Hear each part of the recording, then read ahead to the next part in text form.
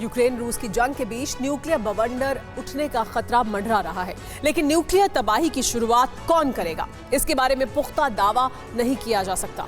अब अगर आशंका के दायरे में देश को देखा जाए तो रूस पहले नंबर पर दिखता है, लेकिन आपको जानकर हैरानी होगी कि रूसी एक्शन से पहले ही न्यूक्लियर अटैक संभव है और उसके लिए पहल करेगा चीन। ऐसा इसलिए कहा जा सकता है क्योंकि इस दिशा में चीन एक कदम आगे बढ़ चुका है। अब क्या है वो कदम, देखिए पूरा विस्तार इस रिपोर्ट में। यूएस चीन की रंजिश, हुई विनाशक साजिश।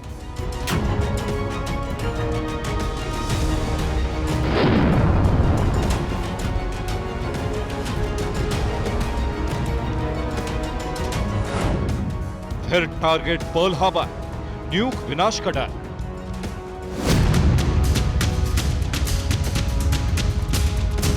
वही पर्ल हार्बर जिसे तबाह करके अमेरिका की कमर तोड़ने की कोशिश ने जापान को दुनिया के पहले न्यूक्लियर विनाश से कराने वाले देश की लिस्ट में खड़ा किया। वही पर्ल हार्बर जिसने अमेरिका को दुनिया के सबसे ताकतवर देश की पहली उपाधि दी। उसी पर्ल हार्बर को टारगेट करके 7 दशक बाद न्यूक्लियर पीड़ित देशों की फेहरिस्त में इजाफे की तैयारी होती दिख रही और इस तैयारी का मुख्य किरदार निभाने जा रहा है चीन।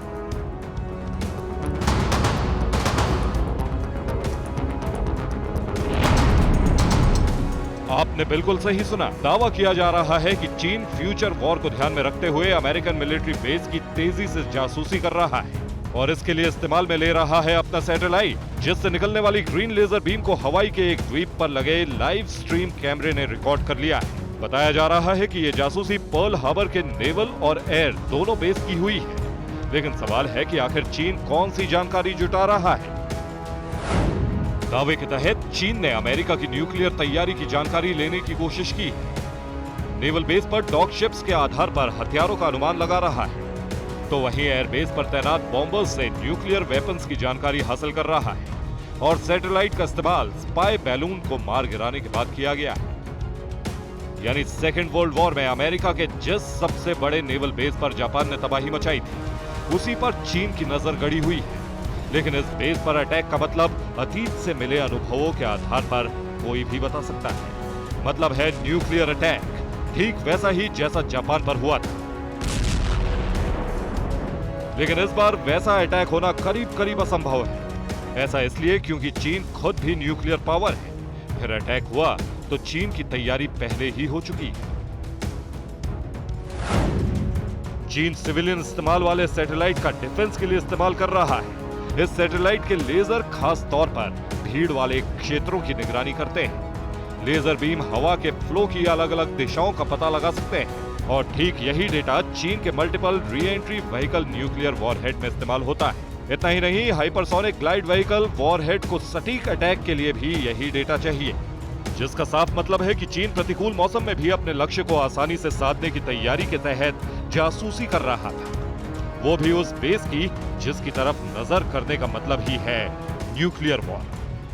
हालांकि इस संबंध में चीन ने प्रदूषण की निगरानी करने का दावा किया है, लेकिन दूसरी तैयारी बता रही है कि चीन का मकसद कुछ और है। चीन ने 2 नए टाइप 052D डिस्ट्रॉयर लॉन्च कर दिए हैं। ये दोनों डिस्ट्रॉयर पीएलए को ब्लू वाटर नेवी बनाने में अहम रोल अदा करेंगे। इसके पहले इसी वर्ग में 25 जहाजों को भी पीएलए नेवी में पहले शामिल किया जा चुका है। हालांकि डिस्ट्रॉय लॉन्चिंग वाली तैयारी को ताइवान के मोर्चे पर भी चीन का बड़ा कदम माना जा रहा है, क्योंकि चीन की अमेरिका से अदावत का केंद्र भी ताइवान ही है और चीन की मौजूदा हलचल को ताइवान महसूस भी कर रहा है। ताइवान के आसपास 7 चीनी फाइटर जेट्स को ट्रैक किया गया है। इसके अलावा ताइवान ने 4 नेवल शिप्स को भी ट्रैक किया है। सभी चीनी जेट और शिप्स को एक ही समय पर ट्रैक किया गया। हालांकि दावा किया गया कि किसी ने भी ताइवान स्ट्रेट की सेंट्रल लाइन को पार नहीं किया।